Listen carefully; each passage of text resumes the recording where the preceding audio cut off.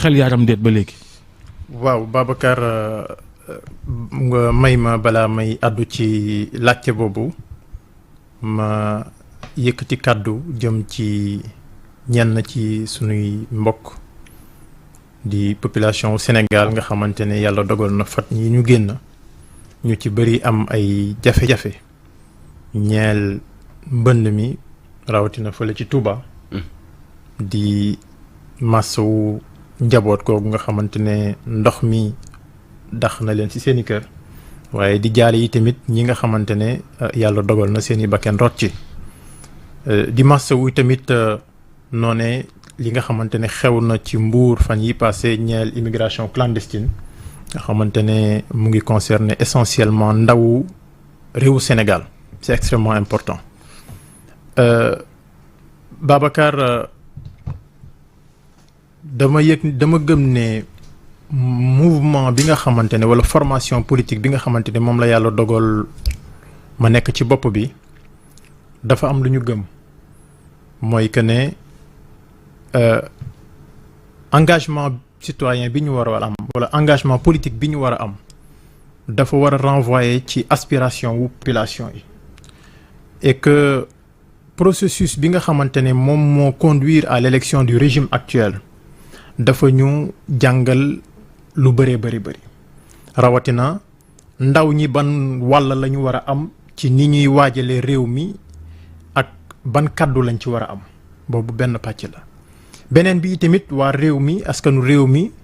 ci li fi xew lépp ci ginnaaw xamal nañ ñu ban anam la ñu bëgg ñu yore leen ci seen réew ci wàllu doxalin bu mucc ayib rawatina démocratie ci démocratie boobu Babacar si laay àddoo ci laaj bi nga ma laaj je pense que ne effectivement son excellence le président Bassirou Diomaye Faye a pris la décision de dissoudre l'Assemblée nationale et de convoquer le corps électoral pour des élections à la date du 17 novembre prochain mu nekkoon un acte fort. Je pense qu'il n'y a pas lieu de discuter cette décision. Il fait partie de ses prérogatives.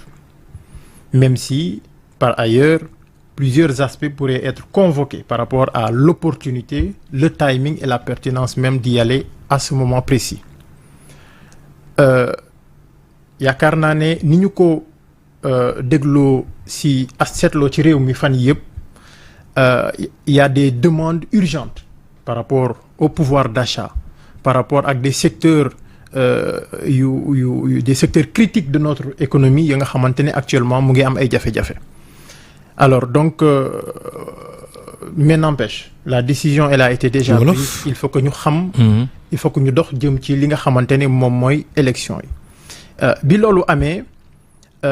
li ñuy xaar ci président de la République mooy que ne doxalin bi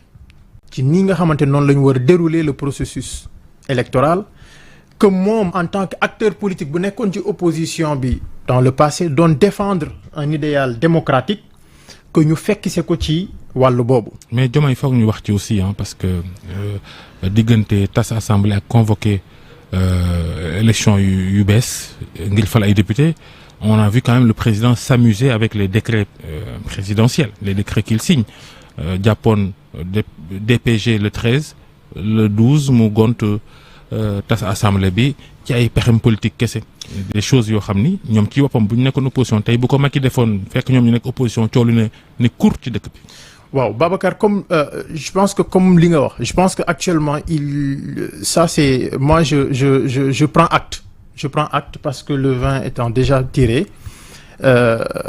moom laa wax sànq am na lu bëri la nga xamante ne mënees na ko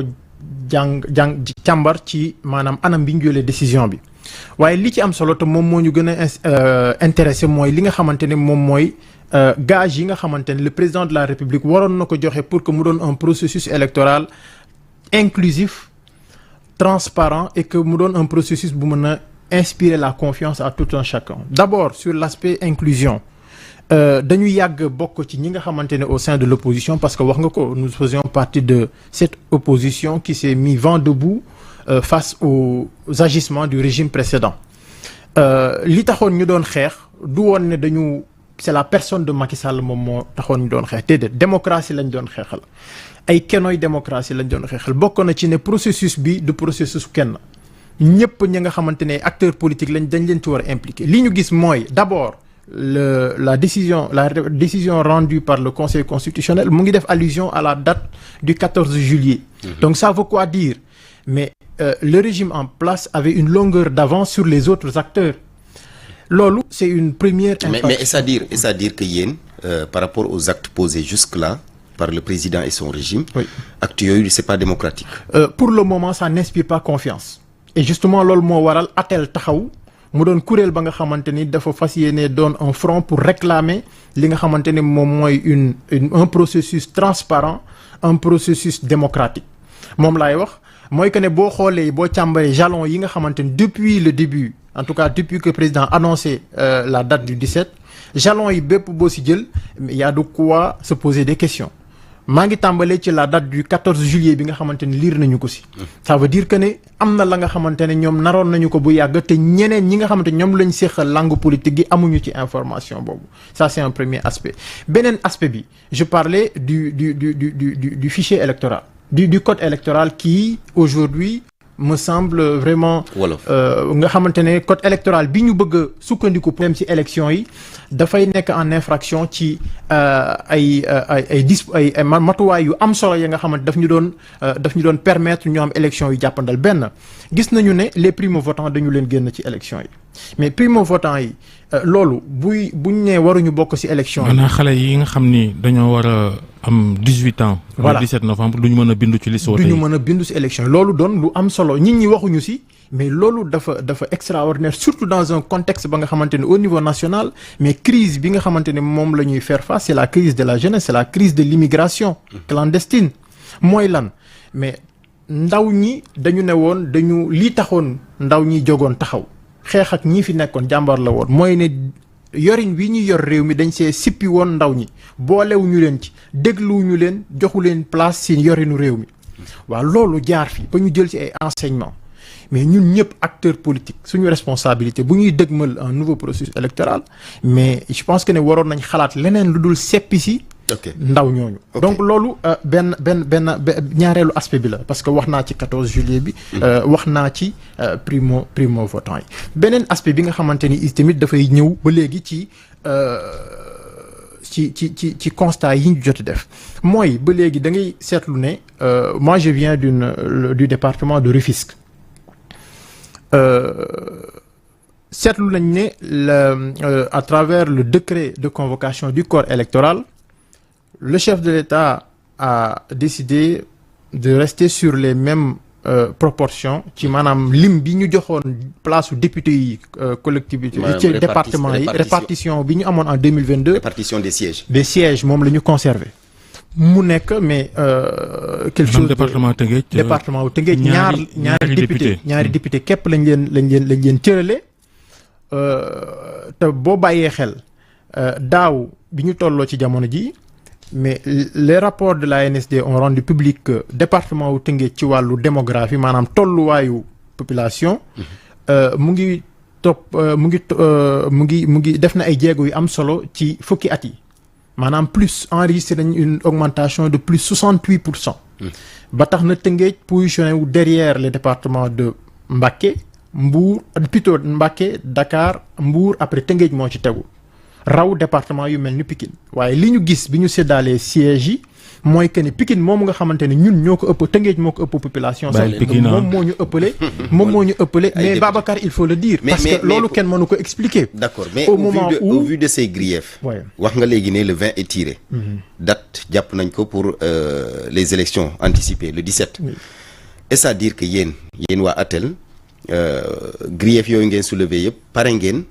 wala yéen a ngi ci disposition saisir Cour suprême pour attaquer décret bi convoquer le corps électoral pour la date du 17. waaw mais mënul demee neneen parce que itamit démocratie bu ñu koy wax vitalité démocratique la. Il faut un pouvoir et un contre-pouvoir si dialectique boobu noonu nga xamante ne ñii demalante bi ak indilante bi si la ñuy amee la nga xamante ne moom mooy tax ñu am loo xamante ne dana indi njariñ pour réew mi. c'est-à-dire que tey bu ñu jàppee ne le régime en place dañu koy bàyyi mu am un boulevard déroulé yaakaar naa ne képp ku xalaatee noonu yaa ngi nuire à la démocratie. Et de telle sorte que suñu rôle effectivement au niveau du contre-pouvoir parce que képp ka nga xamante ni yàlla dogal na fi mu toll nii nekkuloo ci pouvoir bi yaa ngi ci contre-pouvoir bi naturellement. Donc suñu rôle mooy taxaw comme des sentinelles veiller à ce que le processus électoral puisse intégrer, n'est-ce pas, d'abord les acquis démocratiques yi ñu amoon xeex ci ay bakken rot ci mais quand même il faut pas que ñuy fàtte ne dëkk bi lu metti la ñu dund ci at yi passé. mais on a vécu des situations li doon laaj sax mooy ba xam. da ngeen sàkk pexe ci wàllu yoon ngir jooyanti loolu yéen waa Tëngéej di jooy ci ñaari député yi ñu leen sédd ngeen xeeb ko. waaw Babacar si loolu laay wax nii mooy que ne parce que boo sukkandikoo ci loolu may wax mooy que ne li ñu dund lépp moom moo ñuy si ay jafe-jafe ci ay tolof-tolof ay bakken yu ci rot moom mooy waral tey ñu laxasaayu bañ a bàyyi processus bi ak régime en place bi fi nekk moom code ba tax na effectivement au niveau de ATEL d'abord mais li nga xamante ne moom la ñu jàpp mooy le code électoral bi nga xamante ne moom la ñu sukkandiku mais valable pour ñu mën ci dem ci élection ya nga xamante ne nii dina dekk des élections transparentes des élections inclusives. mais président au-delà au niveau de woote waxtaan wu rëy mais ak l'ensemble des acteurs mais c'est ce que j'ai loolu laa gis démb ci conseil ci lecture du communiqué du conseil des ministres mais tu conviendras avec moi que ne c'est un peu dafa xaw a doon lu dañoo inverser mbir yi mënuloo jël say la charrue avant les bœufs mënuloo jël ay dispositions ay dogal ba pare soog a oote waxtaan et pourtant ñun ñëpp dans l'opposition loolu lañ doon xarabee Macky Sall. Donc moo tax bu ma nee il faut que ñu consolider les acquis démocratiques il faut qu'on y aille. Et Babacar pour revenir à ta question. oui mais affaire bi moo changé wul rek. waaw affaire bi changé wul. mais justement nag dafa war a taxaw dafa war a changer. Et les populations doivent pouvoir aujourd'hui compter sur on est en train de vivre les mêmes épisodes. Les acteurs les acteurs politiques yi taxaw tey pour que mu changer. Ça lu mu ñu war a jaral en termes d'engagement daf koy jaral et par rapport aux dispositions yi nga xamante ne Babacar effectivement.